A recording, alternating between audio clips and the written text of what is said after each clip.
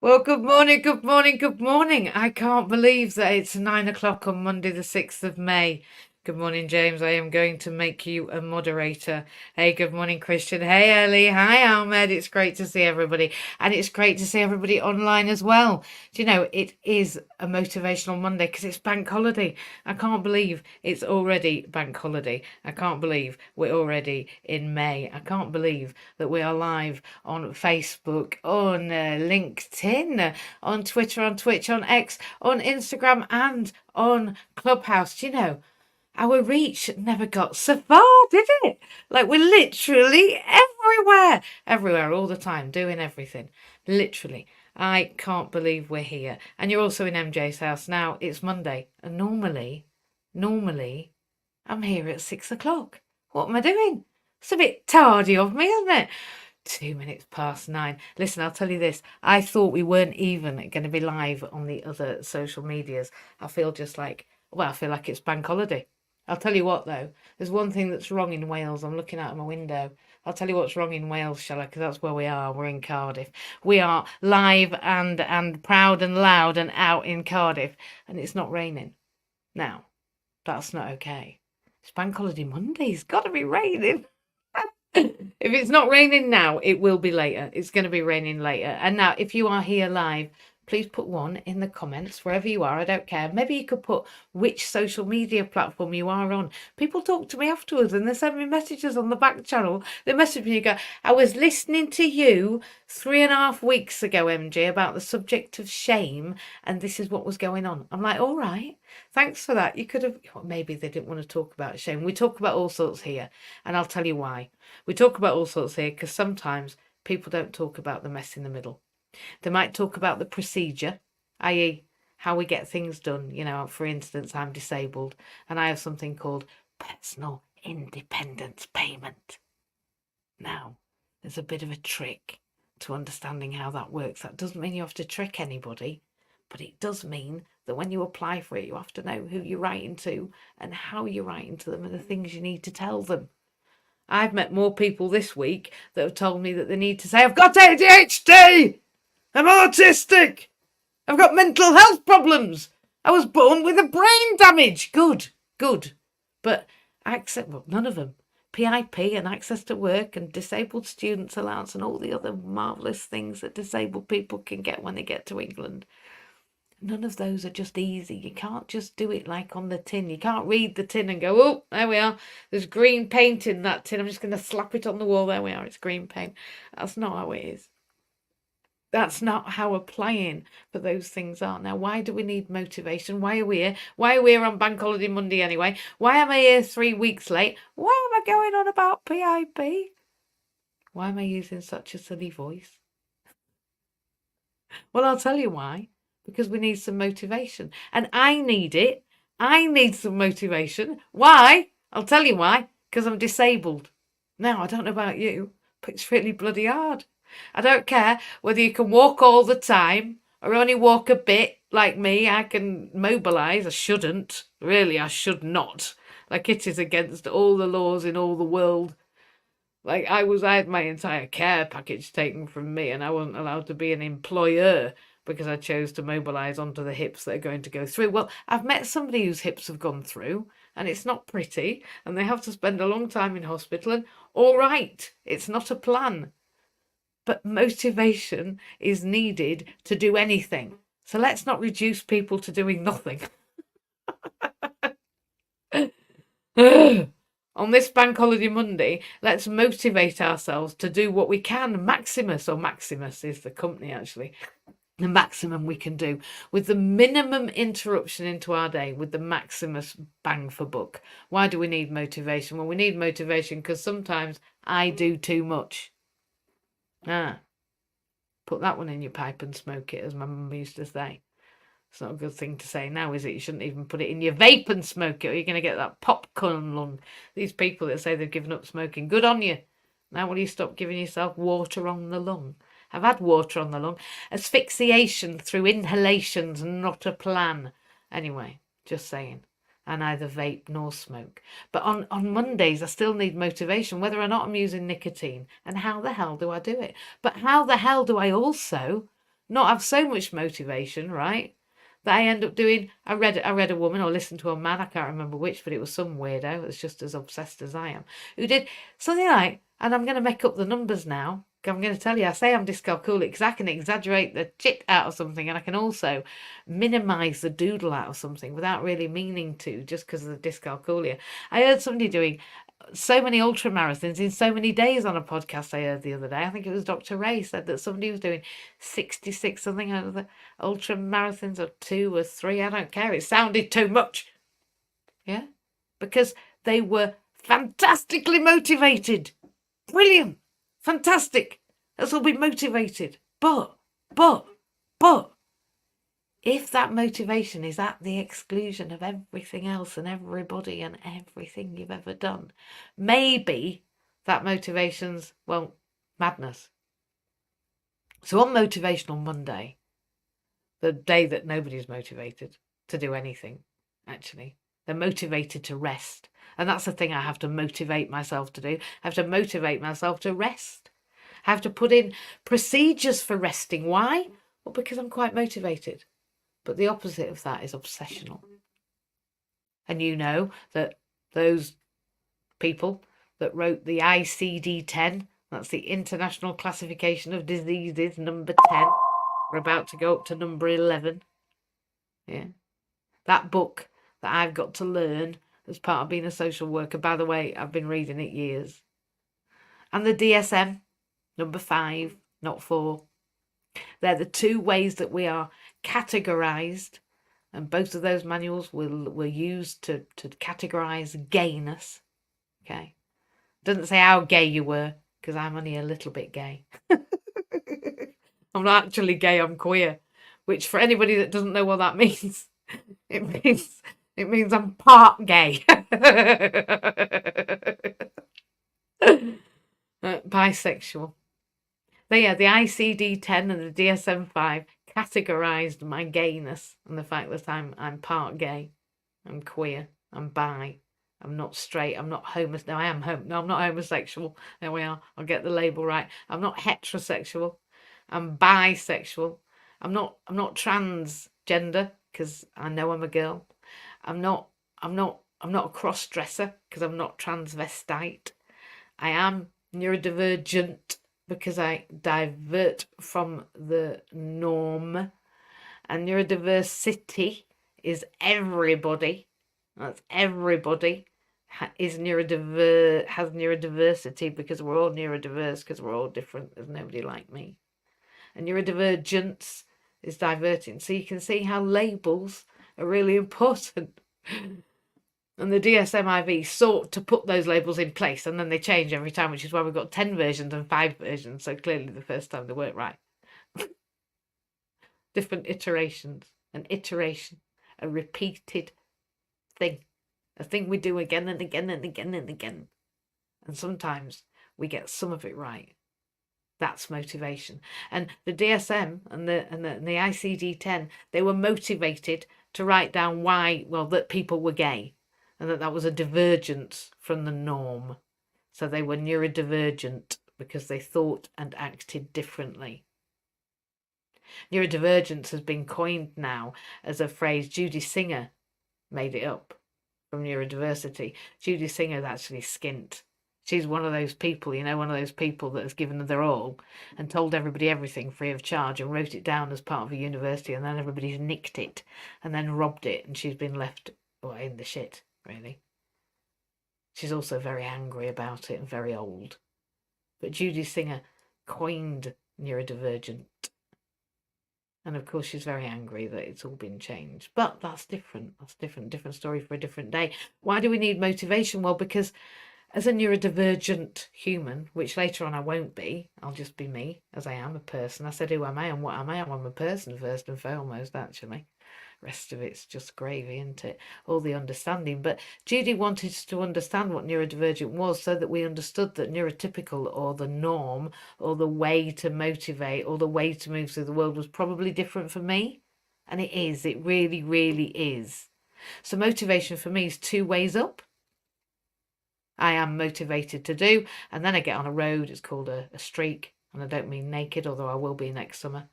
I'm going to be naked. I'm going to be naked. I'm going to be naked because I'm going to be on the London Naked Bike Ride at 2025, World Naked Bike Ride, to bring awareness to global issues. And one of those is the fact that the Earth Healer works with me. So I will be naked, and it will be next summer, and I will be on a bike, and I have to be motivated from this point forwards. This time next year will be a powerful day. I can't wait till the 5th of the 5th. I know that's not next year. This day is tomorrow.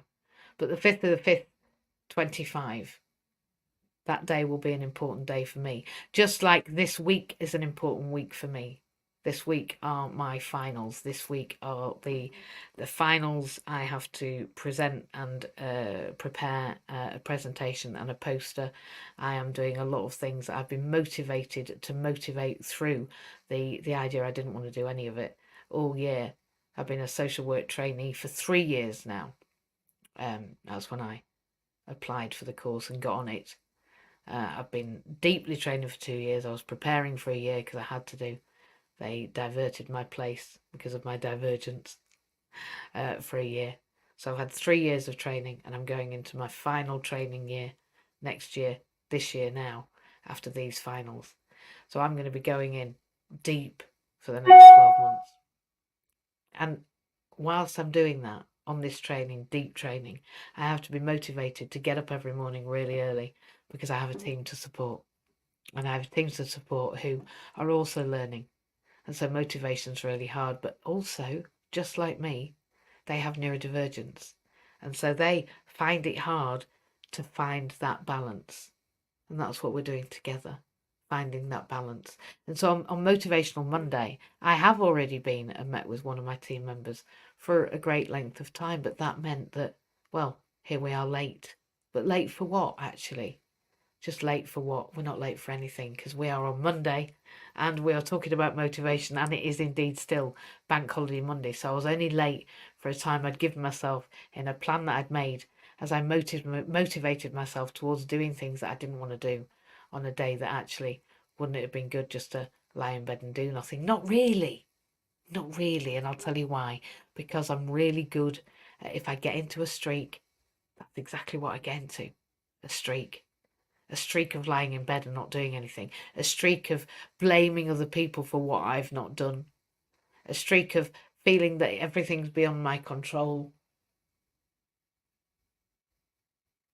I know a lot of the country is in a discombobulated state. When I say the country, I'm talking about Wales, because I'm reviewing Wales. Obviously, I'm in Wales. I've lived in England for a lot of years, but I'm reviewing Wales. And did you know across Wales that domestic violence incidents are up by 10% every year, year on year? There's a reason for that, because people are frustrated with managing the mess in the middle. The top down, the perspective that we've got of how everything works, the infrastructures, they're hard enough to manage.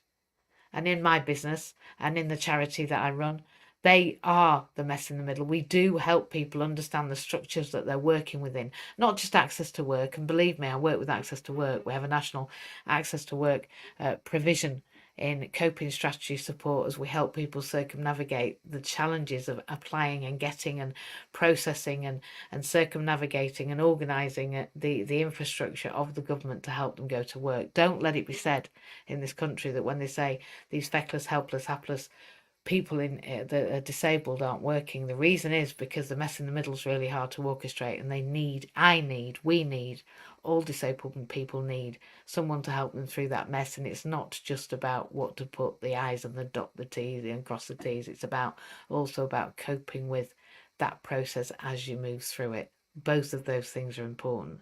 And sometimes there's a top down where you can read the procedure, but the bottom up where you've got somebody to handhold you through that, that's a challenge. You know, the other day I got given a Booper. I bought Booper. Listen, it makes no difference. All right, let me just say you, if you think that the NHS is in a mess, try getting private healthcare. I've just bought it at £120 a month because I had a TIA and I'm desperate. So I was motivated. Motivational Monday. I'll lead into that with this. I was motivated to pay £120 for Booper every month. I'm also paying something called Westfield as part of being in business that I thought might be able to get me a GP that would mean a private GP, which would mean I could get referred to the consultants that I need as soon as I need them, not, 20 months, 30 months, 36, 26, 46 months later. Months later. I had a TIA, and you're meant to see a consultant within a week. You're meant to have all of the stats done within a month, because by the time a month's over, that's the 22nd of April, that would be, there are no more glia showing in the brain as to what happened during that event. So if they don't use imaging early on, you're noodled, because you don't know actually the extent to what happened. And I cannot see a stroke unit until the 4th of June, and my TIA, 3 of them happened on the 22nd of March.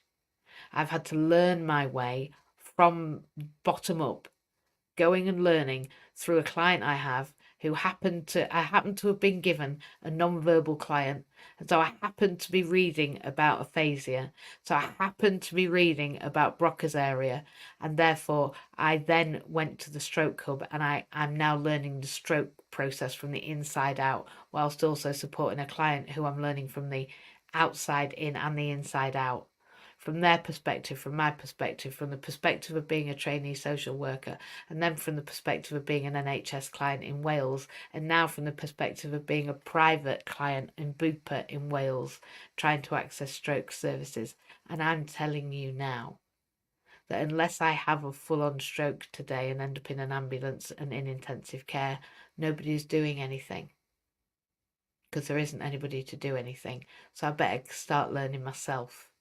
So that Motivational Monday is about, I have to teach people from the bottom up and the top down in order that they understand the mess in the middle, because neither works independently.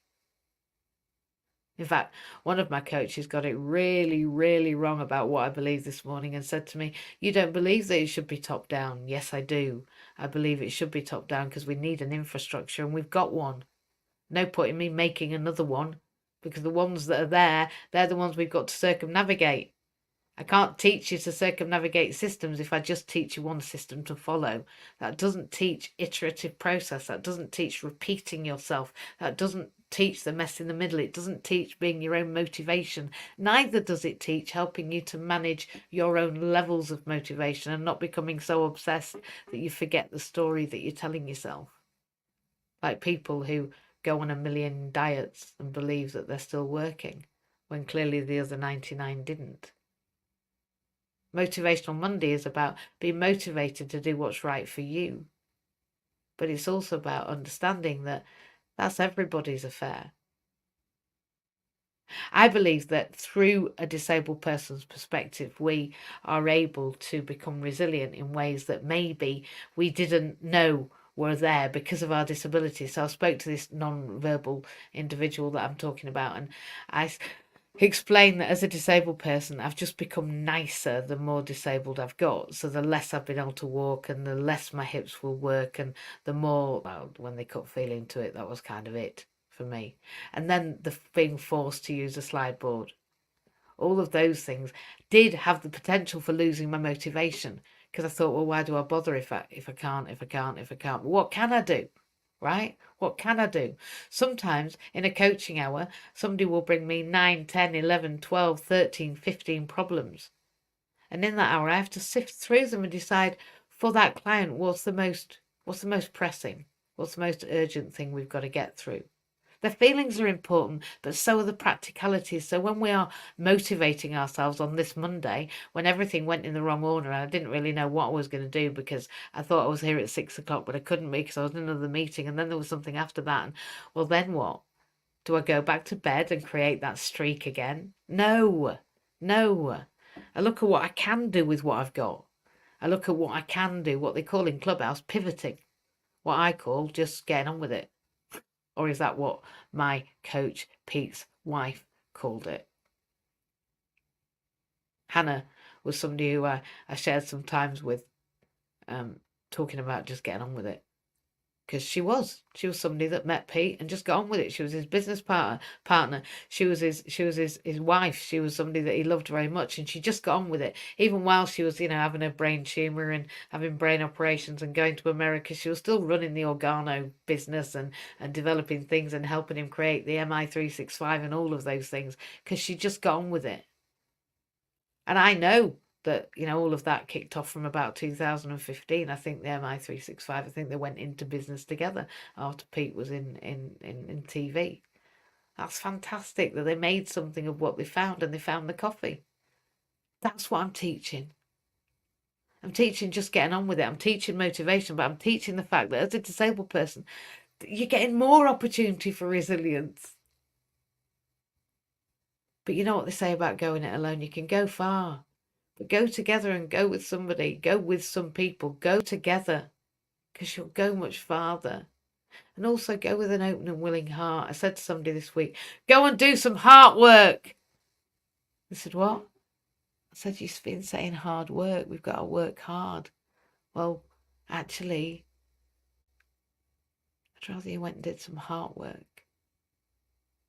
I'd rather you went and had a look at who the person is in front of you and what it is they're trying to say, even if you don't understand them. And that includes you. But do you know what that involves? That involves sitting down with yourself. Now, it's interesting that sitting down and listening to myself has become easier over the last 3 years. But my propensity to listen to other people has reduced, I would imagine. When I say that, it's not that I'm not listening. I am. I'm listening harder than I ever have. But the idea that everybody can sway me and move me this way and that on the sea of my life has altered, because my confidence comes from repetition, and my confidence comes from the mess in the middle that has been the result of the things that we've done together. So I've watched the 25 staff I had, I'm watching the 12 people, 13 people, 16 people that I work with, and how that pans out. I'm watching the beehive being made. I'm watching the workers work together and learn systems by which they can orchestrate this. And I'm seeing who's there and who isn't, and who and what and how we all turn up, and how long for and why. And I'm looking at myself. So when I motivate, I have to look at my own reasonings. I have to do deep, deep, deep work on. And by that, I mean literally sitting with my own thoughts. Now that's been improved because I've taken not only my time out every morning, motivation. This is where my motivation comes from, right? It doesn't just turn up. Every morning I get up at 4 a.m. Whatever time you think that is, it doesn't matter what time you get up, just make it the same. Don't matter if it's 2 in the afternoon, just make sure it's the same. And go to bed pretty much at the same time. That's it. Don't matter when. Don't matter when. Just make sure it's the same. Now, if you want to be in business in the UK, you might be best getting up during those times. If you want to be in business in America, it might be you need to change your time scale.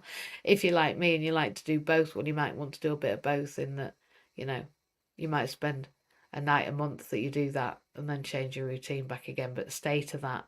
Stay to that. 99, 99, 99 point times out of a 10. So stay. That's what I say. Is stay with that, going to bed at the same time, getting up at the same time if you can. And it was the greatest thing that I've ever heard about sleep in all the years that I've studied it, and I've had to study it because I was terrible at it, really awful at it. Now I sleep like a baby. I don't sleep like a baby all the time when somebody's with me. When there's somebody in the house, that's not quite the same. But the way I set myself up for sleep when I'm on my own is perfect now. I fall asleep within 3 minutes. I sleep the night through. I rarely use the toilet. If I do, there's a problem. There's some discombobulation going on in my system. And then I wake up and go to the toilet immediately. That's because I've got into routine. So that's the first thing I'd say is motivate yourself that way. I'm going to finish in 5. But I'm here on Bank Holiday Monday and I've got up the same way and I've done the things that I've done, because if I don't, I will be at risk of losing my streak. It's okay to make it 3 hours difference because something happened. It's okay, even okay for me to choose not to this week potentially, right? Because it's changed and I don't blame people not being able to be here because they didn't know we were here.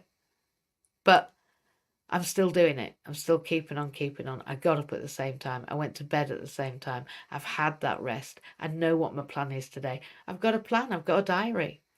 I've got my books here. I'm ready to write my assignment. I'm ready to make sure that my practice is contemporary and on point. I'm ready that the individual I support has a way of communicating without his words.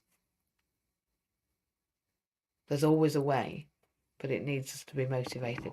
And it needs us to be motivated whether or not it's the same as everybody else. Like I said, neurodivergent. I'm not the same.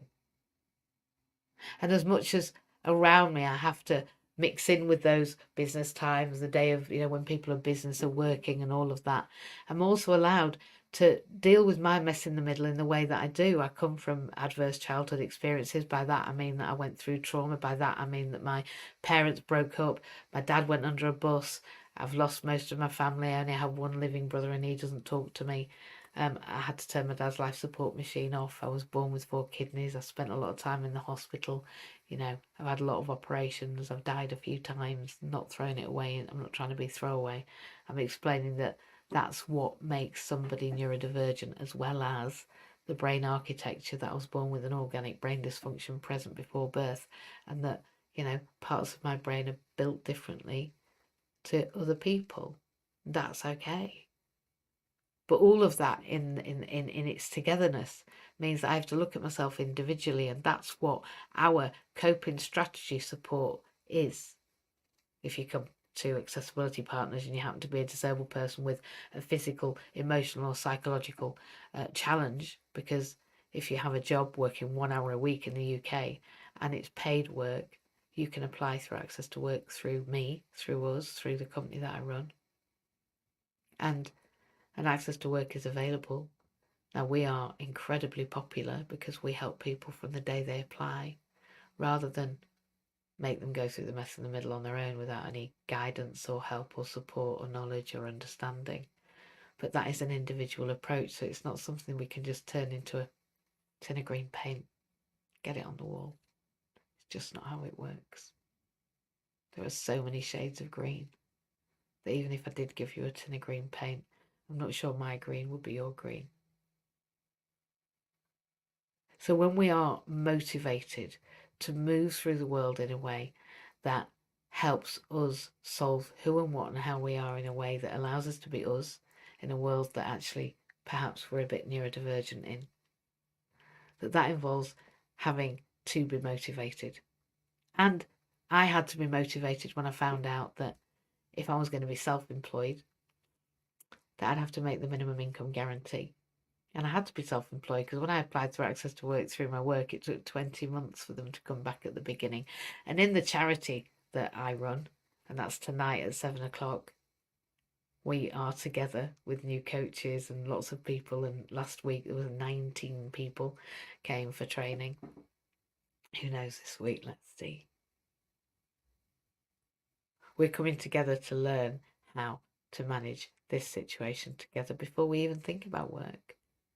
Because if we do, and we do some learning, we get the motivation, we understand what we've got to do with our lives for us, not the way, not my green, your shade of green, your shade of purple, your truth, what you want to do. And how?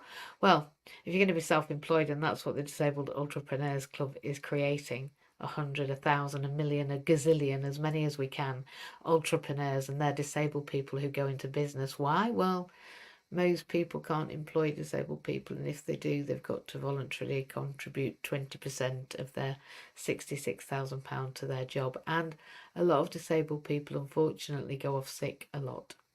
They do. Now, that's okay, as long as they are managed on a bed of welfare benefit support.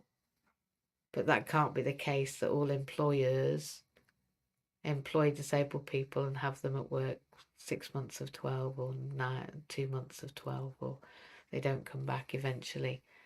Then HR have to bring their mechanisms in. So we have to work out how we help people be disabled, be employed, and deal with the mess in the middle at the same time. And that involves, I think, the Entrepreneurs Club. The Entrepreneurs Club is there to overcome the fact that the government want to only help those people in a continuous way. This sounds reasonable, doesn't it? Who make the minimum income guarantee in the first year. They're happy to help them in the first year. They're happy to give them the things that they need to help them, well, in the main, to a certain degree. Happy to let them apply for access to work and get it. But if they're not making the minimum income guarantee, then they have to stop it after the first year. And I get that. But it's really hard when access to work don't turn up for ages, and they don't, about 6 months in all.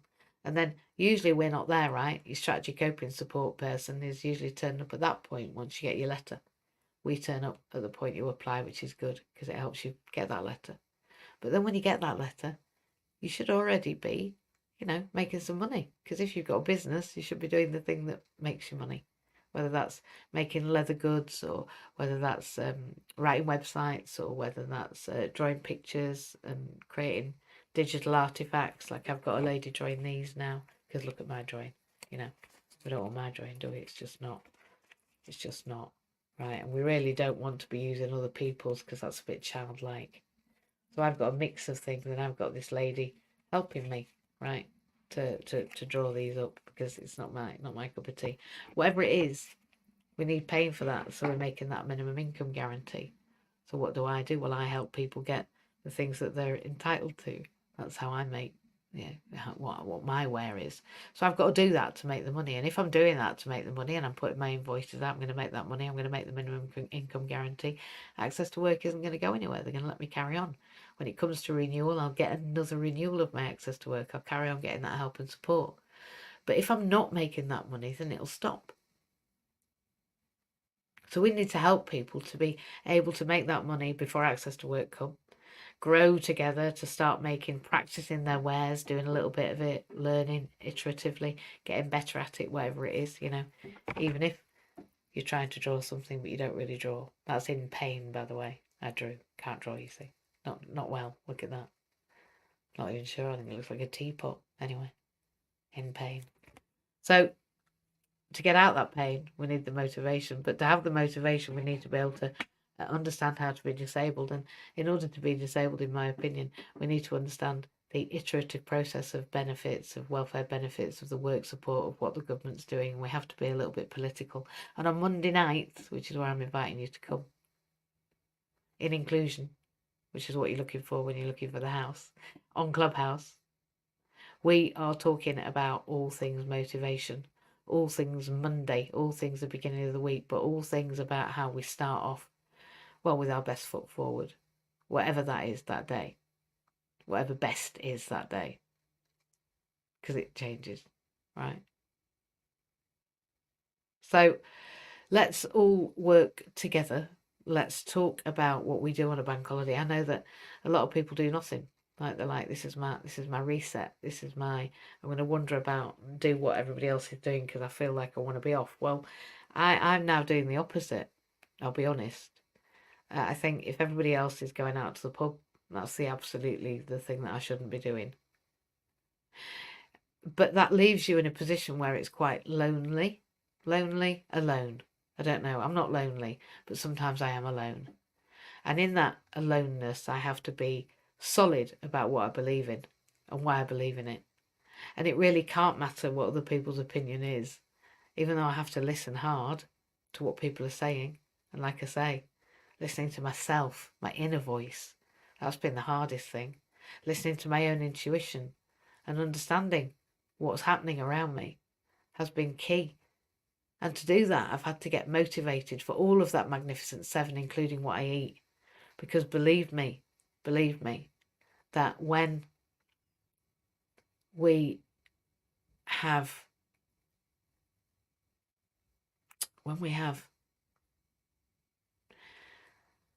I've forgotten where I was there. I've forgotten where I was. I've had an email just come in. I was looking at this and then an email came in, so completely threw me. Yeah.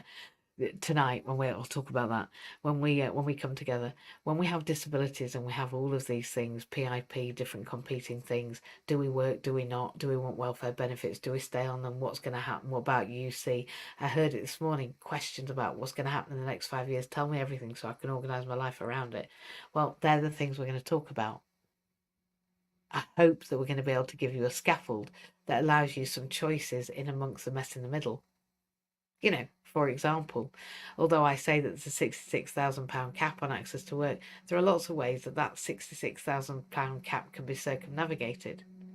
But they have to be specific situations that specifically need that kind of treatment. And they only get told at a time when they are specifically available. So come on a Monday night, because you'll hear things that might not be useful to you now, but they will be useful to you in the future if you're disabled. And also, they're specific to being motivated in the mess. So being able to dance in the rain, because it's all right being told, oh, well, this is how you meditate. But can you meditate when the poop hits the fan? Can you meditate then? I think that's the magic, right?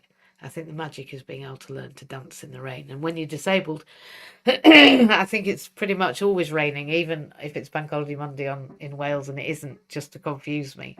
I think there's always a chance of rain on Bank Holiday Monday when you're disabled.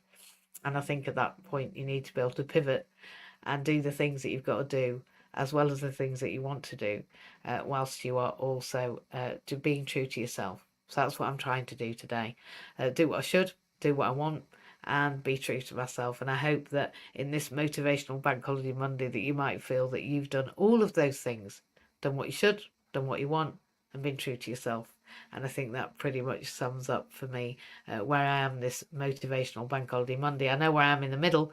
My mess in the middle is writing this assignment and this poster and making sure that I'm ready for Thursday, where I'm delivering that twice, once to the university and then once to the workforce in the afternoon. And I will be finishing with my Fantabulous Friday, in that this week I will definitely be thinking about next weekend as something to mark a line in the sand. I've got one more assessment after that, which is the week after. That's one of four, the last one. But my final go and deliver to everybody is this Thursday, and after that I've got one more assessment and lots of this portfolio writing in the next 5 weeks. Lots of things to do. It's not over till the fat lady sings, and I aren't singing yet. But I am motivated to be here on Monday, and I'm motivated to be here Monday night after I have written this beautiful PowerPoint presentation and fantabulous poster that's already ready almost to be printed tomorrow morning. That's what I'm going to do. I'm going to send it to the printers tomorrow morning, ready for Thursday. They need 24 hours clear. Perfect already before I've even begun. Just like tonight, when you come along, there's a link. I'm sure that can be put into the chat. I can get that for you if it isn't, and you can come to the Monday night inclusion room. If we can put that in the chat, that'd be good. Always, you should be donating to the Disabled Entrepreneurs Club, and if you're not, share the link, share it weekly, share it daily, share why you're sharing it, share what you think of inclusion, share what you think of AP, share what it does to you on a daily basis. Listen, the reason that I got a hand cycle, the reason we have the Disabled Entrepreneurs Club, the reason this existed is because I went into Clubhouse every single day in a million rooms and got fundraising for that bike, and that's why we're here. It's why on Friday the charity was reconstituted. It's why it will be 12 years old next summer. It's why we exist, because we've been motivated every day in every way to make this amount creep closer and closer together, because we are better together. So if you want to come tonight at 7 o'clock, have a look in the link in the chat. If it's not there, I'll get it and put it there in a second. And it's not going to be on here because I haven't got it on here. Somebody should put it somewhere, Facebook or Twitter or Twitch or somewhere. I can't, not while I'm doing this. And then again on Clubhouse. And if you'd like to donate to the Entrepreneurs Club, please go to the link there again. I'm not on social media, so I'm just delivering that those of you that are, you can always put those in the chat if you're around and you know that you are. And don't leave it for somebody else, because you do know that means it doesn't get done. I used to say that in Yale. That's a charity that's been reconstituted. I used to say, I've just been to the toilet and there's no loo roll. Can you find out who left it? And they're like, what? What? Why would you want to blame? Well, I'd just like to know who they left it for. I'd like to know who they left replacing the toilet roll for, and why they didn't think while they were sat on their ass that they could change it right there and then. Just saying. So on this Motivational Monday, I think you have to be motivated to change the toilet roll, even if you don't think it's your job, because I think you're going to use the toilet roll later on. And if you're not, come and tell me why, because I'm not sure you need to be at work. Okay, so on this Motivational Monday, are you motivated to change your toilet roll? That's my question to you, James. Oh yeah, I'm so motivated, and I'm just looking at last month's calendar because it's finally given permission to head back to the gym, and this week is the third week of these visits. Well, it's the fourth week. It's the third week where I've managed to do. This will be the third week where I've managed to do 2 visits a week. So that means next week I have a little reward for myself. I go to the gym 3 times in the week, which is possible because there's not a 7-day bus service. But just like I'm having a holiday today, I understand that my wonderful bus drivers need to get their recuperation time in, because driving on the road is hard work, and it's even harder if you've got a WAV, because your vehicle MJ is remarkable, and it's like sailing a boat. So I'm setting sail for 3 visits to the gym next week, but it's just going to be 2 this week, and at the end of that week I'll be able to see my physio and give him the good news that I've gone 3 times since I saw him the month before, when he give me the rubber bands and give me the instructions of what to do. And I followed them to the best of what I could at the time. And now I'm reaping the rewards in that it's 3 times. And I'm looking out there and I see that my paint must be green tranquil down, because I am down, but I'm not out at the moment. I'm building a stronger me with pretty remarkable recovery. So I loved where you were at this morning with everything you said about being motivated, because I know that I do need to take time out and have these rest periods at the moment, and it does seem that I'm getting them quite right. In that next week I know that I'll achieve 3 week free, because I've got them highlighted on my calendar so that I know exactly when and where, and each one for the month's been highlighted in. So on the 31st, on Friday the 31st, I'll be hitting my 15th visit to the gym, which I know I'm really pleased with, because the type of spinal injury that I got at the beginning of the year, to be at where I'm at now, you've got to carefully plan all your moves. You really have, and it's what I've learned from you, MJ, and your team, is it's those incremental gains in the planning. So when I was on the hospital ward, I was already visualizing my cycling, and one evening when I got removed from one side room to another because someone further down the corridor was in quite a distressed state, they gifted me this next side room, and it had a picture of the moors with this big rock that looked like a giant man surrounded by a layer of rocks that looks like a man surrounded in lavender. And I looked at that picture and I had like lavender oil in the room. Wow. So the pillow got a blessing, and I could picture my bike on that, my Dolores on that rock in the future. And I could already smell it.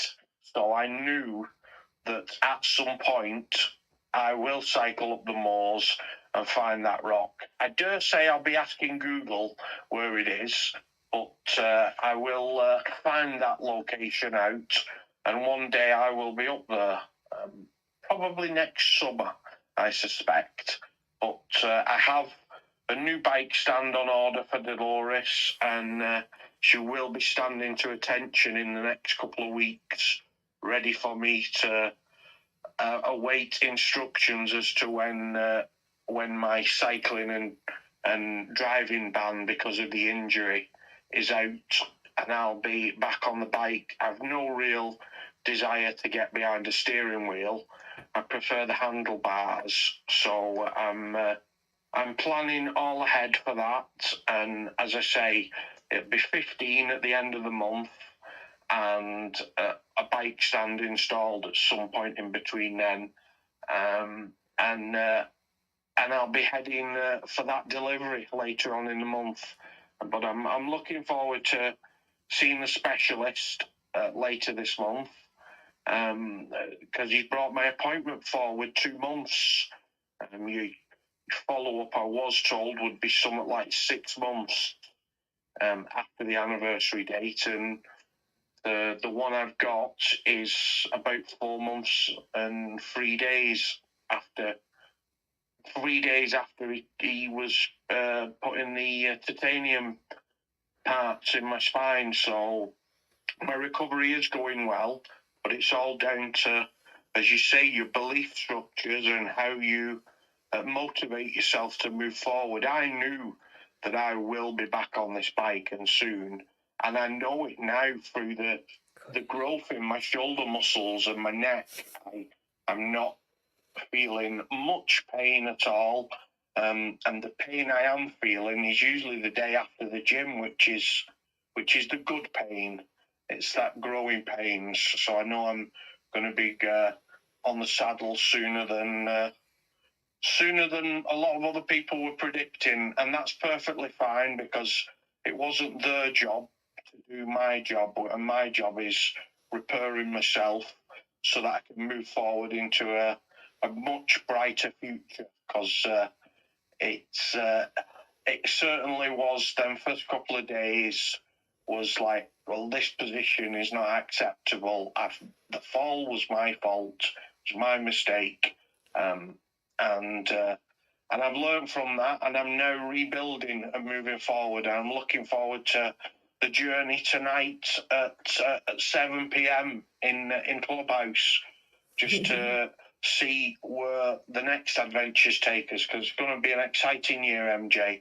And thank you for letting me have the stage and the mic this morning. Have a fabulous thingy. I managed to get all the washing dry, so the 3-hour sabbatical was perfect for me. It was just what I needed. All of the ironing is folded and away, and the gym towels are even in the nice rack, ready for Jim's visit to the showers at the gym tomorrow. But I'll not be having the January slip. I'll put my flip flops on and take it easy. But yeah, thank you again for this morning, and great to hear and see everybody in the room.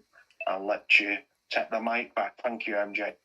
Oh, you are always welcome, James. Do you know, I just think that they reckon that the older you get, the less you say, because of the more that you see. And I didn't understand. I had a friend called Alistair who said to me when I was 17, "Oh, Mandy-Jayne, you are a feisty young Arian," as in Aries, the ram. Well, I'm a Pisces Aries. I'm a watery ram. I'm just on the cusp of Pisces and Aries, which for anybody that knows is a fish, is a Pisces, and an Aries is a ram. So I'm a watery ram. I'm an energetic fireball, right? I go through the mess in the middle. I am the grease that oils the parts, and the reason for that is because I've lived a long time having to chameleonize as a neurodivergent person into every kind of situation that I found myself in. It wasn't that I was good at people, it was that I learned them. And I think what I've seen with you, James, is not a predisposition to have a naturally an easy way with the world, or that you've found the world to be an easy thing to work in. And I think for anyone that's ended up on the edges of places, the edges of employment, the edges of of the legal world, on the edges of the the contractual world, whatever it is. Those that have become divorced, that's a a frustration of a contract. That's what it is at the end of it. All of those people, and I know you're not somebody that's been divorced like me a million billion times, actually twice, but it just feels like that.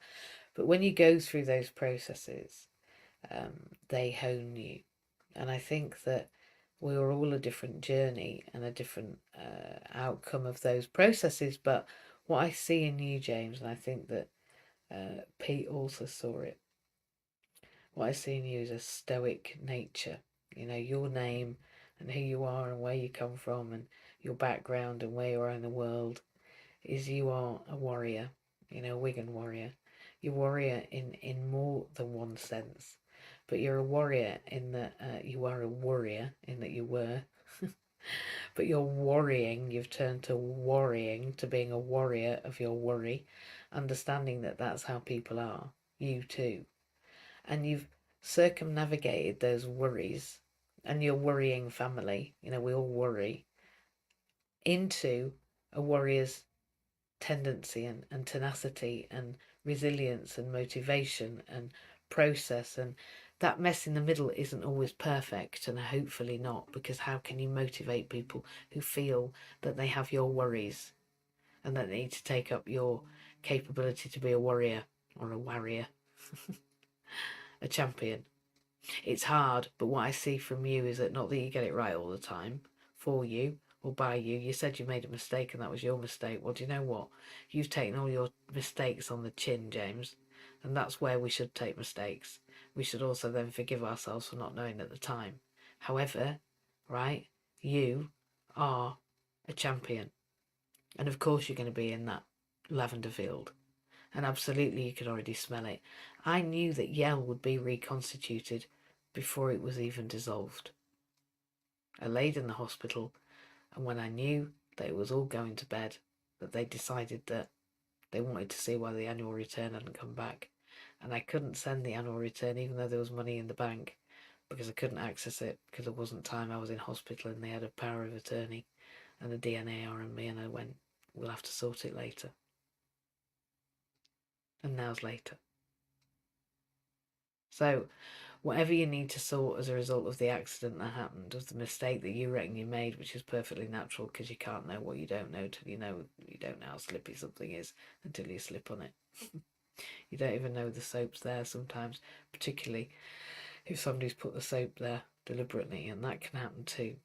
So whatever happened to you, however it happened, whatever happened, I'm not saying anyone dissed you, I'm just saying we don't know and we can't predict. You are recovering from it like a boss, but you're recovering because you believe in your process. Your process is what you imagine, and you've learnt from some of the greatest. You're a good scholar. I see it. Your scholarship is good, it's solid. You've learnt from many people that I've also interacted with. A solid scholar creates a beautiful future for themselves. You are on track and you're on the right team. I'm telling you. I'm telling you. I would think it was the right team. I'm in it. Honest. But I do. You're on the right team and we're going in the right way. There's lots of ways to go. But I don't think that we need to remain in pain. I think we need to work together. And if those people want to come to inclusion tonight, not only is the link in the chat for those on social media, and we've only got 5 minutes to go, and I'm going to hand that to Christian, the director of inclusion. I'm also wondering if James would like to direct inclusion, just as a question right now, but that'll be something that he can answer later. I'm not going to ask him to answer that straight away. That's something that literally is just something that I feel is an important thing right now. That we join together tonight at 7 o'clock after I've done this mess in the middle. I'm writing all about safeguarding and about the right to communicate and the right to get out and about and the right to the built environment and the right to be as well as we can, doing what we can, like I said, not trying to make somebody only use a slide board always so that it justifies me not having an accident on their watch. But this person that I'm talking about having the right to get out in the community with support at the moment not being allowed to. You know, no matter what he's got going on, even if he, you know, can't talk, can't walk, we've got whatever, doesn't matter what's going on, we need to be able to get out. I need to be able to get out. James needs to be able to get out with a broken neck. Christian needs to be getting out with using one hand, you know, and needing help. You know, somebody else driving at the moment because he doesn't drive yet because nobody helped him to have a disabled car like mine. Sounds dodgy. I haven't got a disabled car. I've got a car that has adaptations for me because I'm the one with a disability.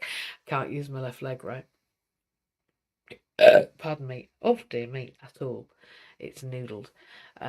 It's just pants. It doesn't make it easy. It doesn't make it easy, although we all manage. I reckon somebody should take it off one day. But they won't until it goes gangrenous. And I say until as if it's going to. That's rubbish. But I know how it is to struggle at one side. And I find it. Christian does amazingly. He stands up, he walks around, he doesn't use sticks. It just amazes me. And James has a broken neck, but he's wandering about with a neck brace. Fascinating. I've got EDS and all sorts of other things. I've had the feeling cut to the bottom half of my left side, deliberately because my hip was dislocated to an extent that it was put around the back of my head. But I've managed to work through that, not through it, but with it. So I use a wheelchair, I use a number of wheelchairs. I use a slide board. I manage, but they replace my mum's hips. They won't do mine because I have the bone condition that means you can't screw into them properly. It's all very difficult, but do you know what? That's what we're here to challenge, the fact that I have to stay motivated, even if it is difficult. And I know it's hard for you, Christian, but I just want to say at this point, I'm grateful for you. I'm just grateful for you. And my motivation comes from an element of gratitude too, for the team that I've got around me. And I know we wouldn't be pulling in this potential without you. So thank you for the unpaid work you do today and for the paid work you do that helps everybody in this room, well, and others, if they want to, access the things that they should have through access to work. So thank you for that. You're more than welcome, and thank you for giving me the opportunity to do it all. Yeah, it's think about what everybody said this morning. It's just everything we do is just literally about letting us get out there and do, just be us and experience, and despite all our various challenges and, you know, with our various difficulties of accessing the world, that's all we want, is just to access the world and just to live life as to the fullest that we can, whether that's, you know, whatever we do. And it shouldn't be that it doesn't help anybody to put a barrier in our way, really. It's not, nobody, it doesn't make anybody's day better because, you know, because James says he, you know, it was his fault slipping in the shower. Well, maybe it was, but you know, it's not. It happened, and he's been, you know, amazingly worked through it very stoically and considering it and everything that, you know, you've gone through in your life. And but all we want is an equal opportunity to do things, whether that's, you know, and without that sort of attitude of, oh, are you sure we should be doing that? Yes, because that's what we want to do. Nobody no normies, as some people know call them, it gets asked, are you sure you should be, you know, going out and doing the garden? Doesn't, you know, it's, you know, you know, you just do it, and I know in some respect, I know can be, people can see it as caring for people and looking after, making sure you're all right. But if we want to do it, if Trey wants to go to, you know, Berlin and to an electronic music festival or a concert, well, then Trey should go. Yes. That's what Trey wants to do. Yes. You know, it's irrelevant. It's irrelevant. You know, it is quite irrelevant what anybody thinks about that, isn't it? Really. Yeah, it doesn't make any difference. Okay, we might need, you know, an adaptation. You'll be adapted to help, but everybody needs an adaptation in life anyway. Nobody, you know, no matter what you're born, nobody's born with a, you know, you have to make choices. You have to make choices no matter what you are, the direction you're going. And that's probably the point of the biggest problem with somebody with a disability. Some people want to take those choices away from you. They want to mould and say, well, you can't. But well, why? So if you want to do it, and you want to fly, you want to do a handbike marathon, you want to cycle from Wigan to Wales, well, Get on with it. Let's help you. get on with it. Let's do it. But you want to go to work, which is the most basic human right. If you want to go, So. You want to go to work. And I never didn't want to go to work in all the 25 years it took me to actually manage it. Nobody wanted me to go to work, and now I'm quite happy, helping everybody, and it's, and I'd do it anyway. And the fact that I get paid for it is a bonus in my mind, really. And I like helping people. I like getting the equipment. It's, don't tell anybody, but it's actually quite fun. You see, listen. If you don't tell the boss, I like my job. I won't tell her, because I'll tell you what, she might take advantage of you if you go telling her you enjoy it. I've heard about her.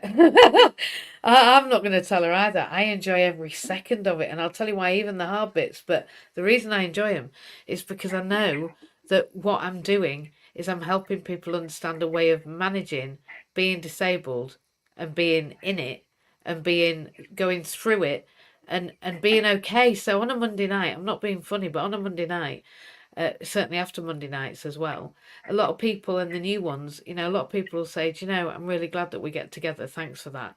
Because every week I know that even if I've not spoken to somebody for a week, it can be that I can drop in and listen to that, and I don't feel like my world's ended. It just feels like I'm in a bit of a mess and I might be able to do something about it. Like, even if all I listen is like somebody's done something, like Alexia's got an OMEO, or Andrew's just got a new job and now he's a whatever instead of a whatever, or somebody's just got on a bus that they didn't do, or somebody else has just got, I don't know, we just had BASWA, we're going to do online BASWA this year, and this is the second year we've presented. All those wins, those little wins, they just keep you going for the other week, for the rest of the week, I think. That's what I'm hearing from people. That's what that's what you do when you do for nothing, when we do for nothing, whatever nothing is, because it doesn't matter to me whether I'm being paid or not. But when we share that, those wins help us move forward. The idea that Yale's reconstituted, the idea that the 12 years continues, that inclusion now has a home, a bank account, a history, a borrowing capability, a learning, a group of people like Vicky, who's still part of inclusion, right?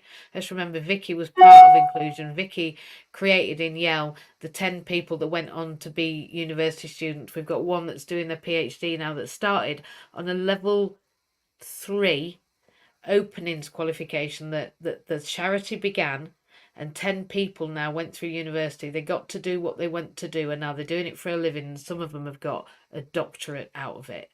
Like, me and Vicky put that on for 500 quid. 250 Yale paid. We put 250 in, and I raised that money.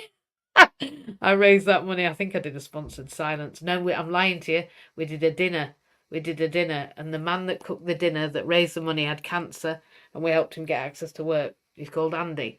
Not cancer, kidney failure. He's still on dialysis. He's called Andy, and he's a cordon bleu chef.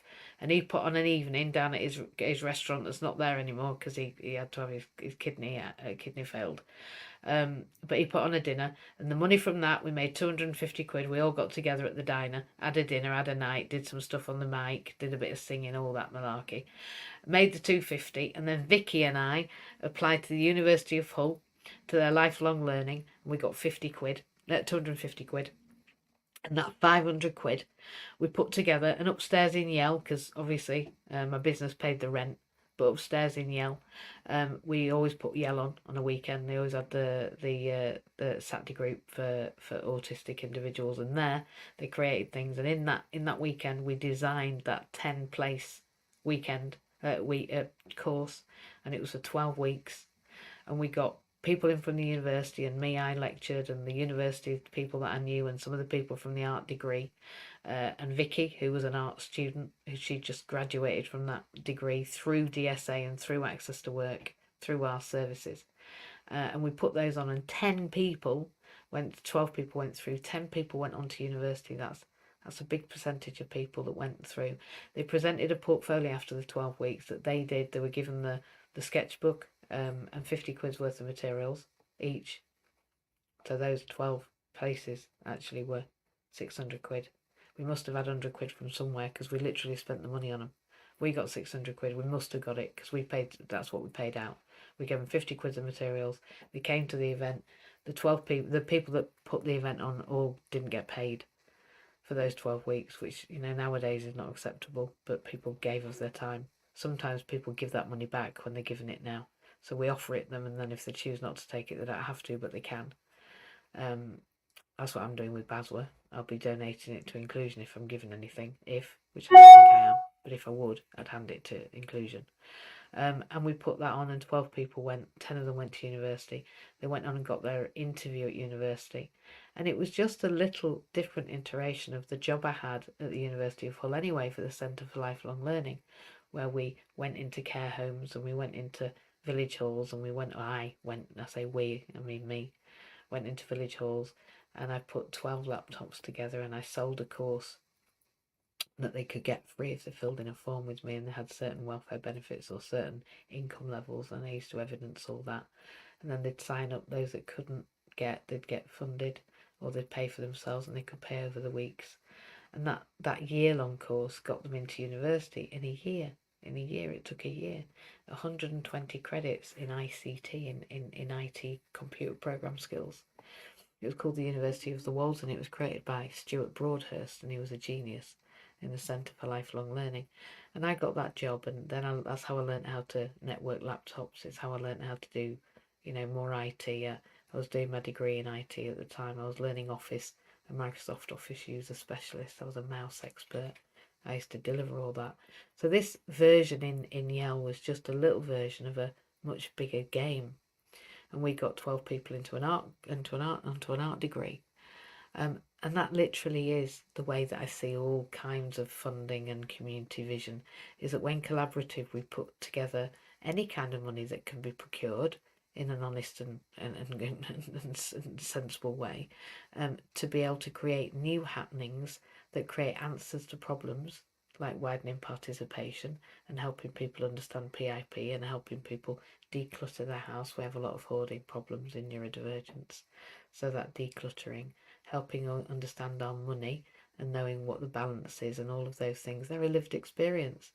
So I believe that Yale being reconstituted, Vicky still being around, Vicky having now had a stroke actually, but she already had her welfare benefits in place, of course, because she was already part of Yale, and she's learned how to be disabled effectively. She's now got a daughter in her life. She's living with her. She's successful. She's just become an expert by experience, level 3. She has a degree in art. And she was going to be a Russian ballet dancer, for the Tolstoy ballet, but that didn't work out because she was neurodivergent.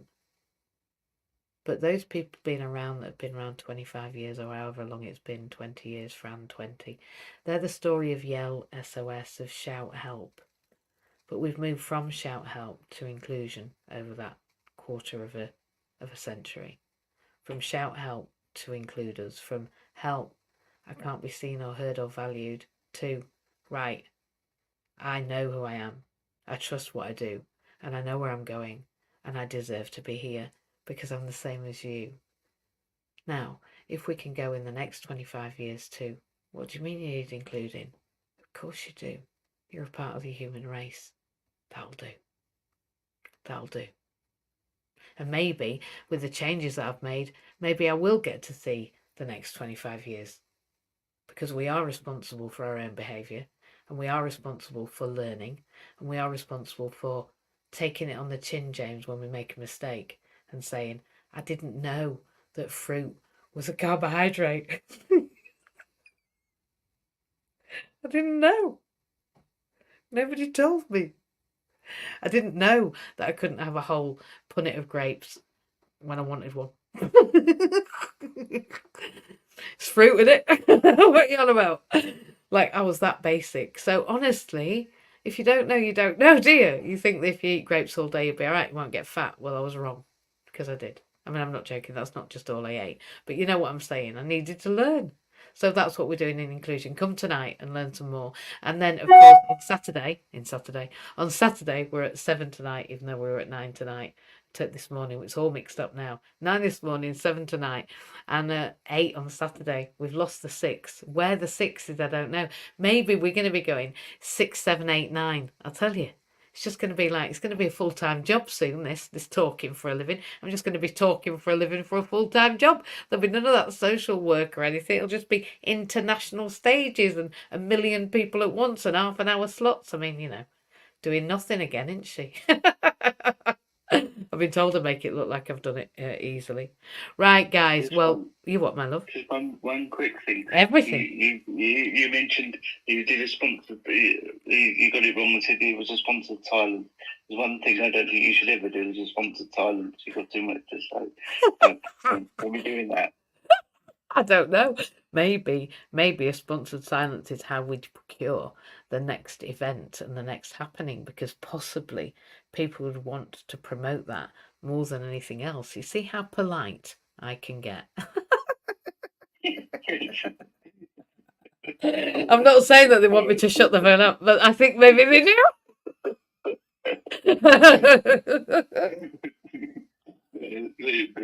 It's one way of getting into trouble. Shut them. Oh.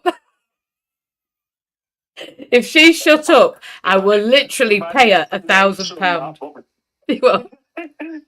You might get more votes than they got recently for that one. Maybe I should just shut the up. I think that's fantastic. I think I should just shut up. That's what I think. Shut up. I think I should just shut up. Yeah, no, I don't. I'm not going to shut up. You're right. I've got too much to say. Hey, Joe. Hey, Matt. Hey, Duncan. Now, we have been in Motivational Bank Holiday Monday. We're every Monday. It's just I'm a bit late today. I'm late because I was in the mess in the middle. I was in a staff meeting and it went on a bit like me, going on a bit. We are planning on me doing a sponsored silence, apparently. We're not. All right, that's just a joke. I've just made that up because I don't want to do a sponsored silence. I absolutely don't want to shut up for a month. I don't want to be silent for August. It's not what I'm going to do. I won't be raising money for Yell or Inclusion or anybody else. I'm lying. I probably will. But what I am doing at the end of June is I'm going to be doing sit down for 5 minutes, because I always do it the wrong way up, you see. Doing sit down. Yeah, but so every time you say you're not going to do something, you end up doing it. Well, that's a bit of a problem for August. I was planning on talking during August. Thank you very much. So you're definitely going to do it. You're definitely doing it in August. Yeah, but I'm absolutely not. I'm definitely not going to do that during August. I have plans for August, mate. Well, I haven't actually made them yet. Well, I don't know what the plans are for August because I didn't make them, you see. I left the angels allowing to be playing around in August. God knows what they've created. But yeah, I'm at the curve. I think it's the 29th, but I'm going to find out. 29th of June. So next month, we've already got, we've got Baswell on the 19th. The 19th of June, I think it is. We're online. I'm going to have to check these dates. You see why I need a PA? I need my dates sorting because I'm crap at this. That's why I've taken people on. I'm really not good at it. It's a dyscalculia. Yeah, next month we're on Baswell online at their conference, whenever the Baswell conference is. If you need to know, look up the British Association of Social Workers. We are 2 till 3 o'clock, I think, on the Tuesday afternoon. But anyway, I'm going to get those details. We are online. We're talking all things voice. So it is actually LLAIS, which means voice in Welsh. I just can't say it yet. I don't know how to pronounce it. I think it's something like hens, but I can't do it. But I say it says lace, but it also says voice. So really, tomato, tomato, potato, potato. It is by any other label, us going on a bit. And funny that we're doing voice in June. Yeah. Then in July, we're doing Independence Day and the crowning of the disabled entrepreneur on the 4th of July on Independence Day in Sunderland at Disability Rise North. And then, of course, in August, well, I'm just going to shut up. That's what's happening, apparently. I didn't know, and I didn't make it up. You couldn't make this stuff up. But I do know that we are raising that disabled entrepreneur, and then in August we're going to have to raise the next one. Because it's all right having one on the road, but we can't have it on its own, can we? It's like buying a goldfish and expecting to go around the tank all on its own. We can't have a disabled entrepreneurs club with one disabled entrepreneur. It's not a club, is it? It's not a club. It's just a person. So we're going to have to start raising the next one.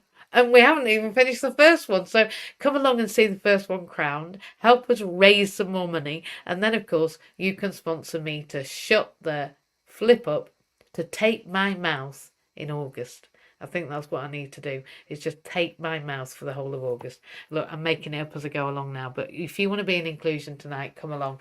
Inclusion's just been reconstituted. It's going to be 12 next year. How wild is that? That it's just got reconstituted and suddenly it's 12. That's what we call time travel. I did tell everybody that time did not exist.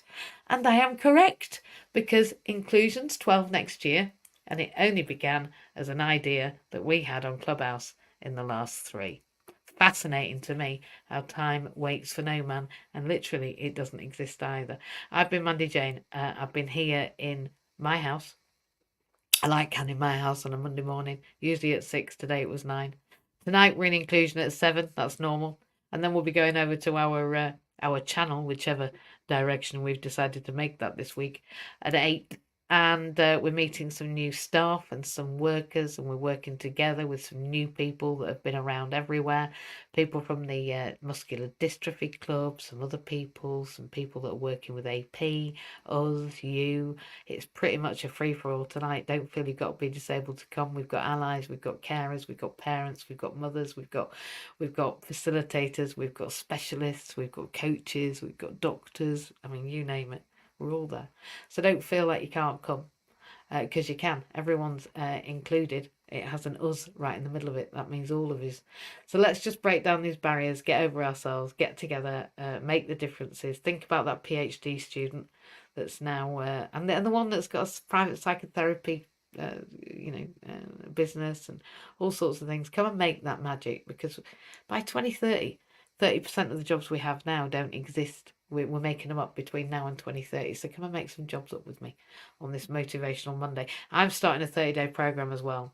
It's part of my coaching program. I'd like to see what my coach Pete Cohen's done with his new program. I'm looking forward to hearing it. The first one was genius, fantastic, amazing, incredible, and he's done the back of this one. I think, I have oppositional defiance disorder. I think it needs investigating. I'm looking forward to seeing what he's created, and I'm looking forward to sharing it with you as I learn it, because that's what I do. I share what I learn, because I love you all. And even if we can't do 30 days together, by the time I've banged on about it for 3 years, you'll have had all 30 days, I can assure you, because I can't help but tell you about it. So come and hear my version of his version of life. And I tell you what, his downloads from all the people that he's had supporting him, his pedigree is outstanding. And so's mine. So's mine. Come and meet with people whose pedigree is outstanding, and create new versions of yourself. So inclusions tonight at 7 o'clock. I'm looking forward to seeing you. I'm going to go and write my assignment now. You can see how long I've taken it. I've taken it off. I've had another 20 minutes just to procrastinate a bit more, just in case I haven't written it yet. And here I am, 30 years on, not left university, and still I'm procrastinating about writing my assignment. So if you procrastinated a bit today, remember, it's Motivational Bank Holiday Monday. You're allowed to be a bit naughty today. Allow yourself a little bit of naughtiness in between today, and you'll feel like you did something, I don't know, have some grapes. Then you'll feel naughty, won't you? Have a fantastic day. I hope it's all been fantabulous. Be you. Be there at 7 o'clock, and come and see how you can help, because I can't do this on my own, seriously. But we are sorting out the mess in the middle. Have a great day, everybody. Let me know if you need anything. Bye-bye.